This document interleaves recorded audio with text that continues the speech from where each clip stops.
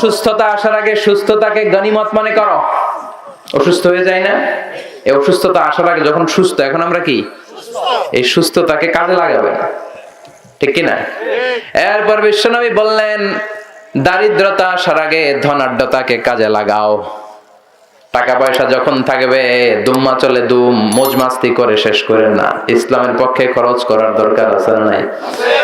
ফারাগাকা ক্বাবলা শুগলিক, ব্যস্ত হওয়ার আগে তোমার যে অবসর সময়টাকে কাজে লাগাও। এজন্য সময়কে কাজে লাগায় যারা বিশ্বনবীর আসল উম্মত তারা, ঠিক কিনা? সময় কাজে লাগাতে রাজি আছেন তো? আল্লাহর দেয়া সব সুযোগগুলোই আমাদের জন্য মার্সি এন্ড ব্লেসিংস, নেয়ামা। আল্লাহ বললেন, আল ইয়াউমা আকমালতু লাকুম দীনাকুম ওয়া আতমামতু আলাইকুম নি'মাতি ওয়া রাদিতু লাকুমুল ইসলাম দীনা। আজকে আমি দিনকে পূর্ণাঙ্গতা দান করলাম, আমার নেয়ামত তোমাদের উপর পরিপূর্ণ দিয়ে দিলাম, আর ইসলামকে তোমাদের জন্য ধর্ম বানিয়ে আমি আল্লাহ খুশি হয়ে গেলাম। সুবহানাল্লাহ। ইসলামকে আমাদের ধর্ম বানায় খুশি কে? এখন এই ইসলাম রে আমরা ধর্ম পাইয়া খুশি কিনা, ওটা হলো কথা। খুশি খুশি খুশি। আপনি খুশি হলে আপনার লাভ, আপনি বেজার হলে ইসলামের কোনো লস নাই। জোরে কোন ঠিক কিনা? এজন্য ইসলামের মর্যাদা আল্লাহ এত বাড়ালেন, দিন দিন এটার উত্থান শুধু বাড়াবে। দিন দিন ইসলামের বিজয় পতাকা পথ করে উড়বে, ঠিক কিনা? ইউরিদুনা লিইউতফিউ নূরাল্লাহি বিআফওয়াহিহিম ওয়াল্লাহু মুতিম্মু নূরিহি ওয়ালাউ কারিহাল কাফিরুন। ইসলাম বিরোধীরা চায়, ইসলামের শত্রুরা চায় তাদের মুখের ফুৎকার দিয়ে ইসলামকে নিভিয়ে দিতে। ইসলামের বাতি নিভিয়ে দেয়া যায় নাকি? কথা কম। আল্লাহ বলেন, আমি ইসলামের বাতিকে আরো প্রজ্বলিত করব। যারা ইসলামের বিরোধিতা করে ওরা ইসলামকে চিনেই না। ইসলাম হচ্ছে চারা বীজের মতো, বীজ চিনেন? বীজ। ওরা ইসলামকে মাটির নিচে পুঁতে ফেলতে চায়, কিন্তু ইসলাম তো বীজ, বীজ মাটিতে পুঁতলে কি হয়? কথা কম।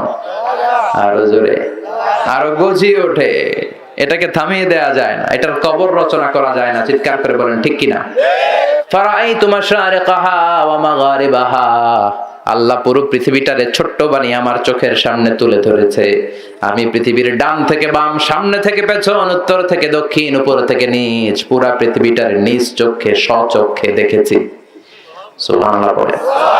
আর আমি আমার চোখ দিয়ে পৃথিবীর যতটুকু জায়গা দেখেছি ততটুকু জায়গায় আজানের ধ্বনি পৌঁছে দিবে কে? কোরআনের বাণীকে ছড়িয়ে দিবে কে? এই জন্য বেলালের মতো এরকম মুয়াজ্জিনের দরকার আছে না নাই? ওমরে ফারুকের মতো নেতার দরকার আছে না নাই? আজ সেই কোরআন আছে, হাদিস আছে, সেই ঈমান আর মানুষ নেই, সেই আলী হায়দারে উসমান নেই।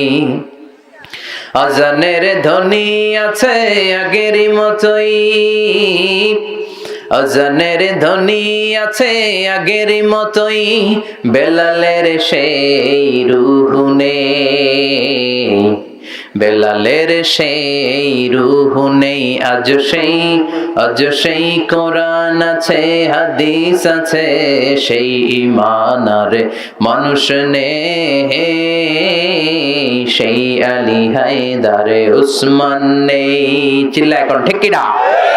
আজান আছে, বেলালের রূহ নাই, ওমরে ফারুকের সেই চেতনা নাই, ইসলামের সেই ঝান্ডাবাহী সৈনিকের আজকে বড় অভাব। চিল্লায় বলেন ঠিক কিনা?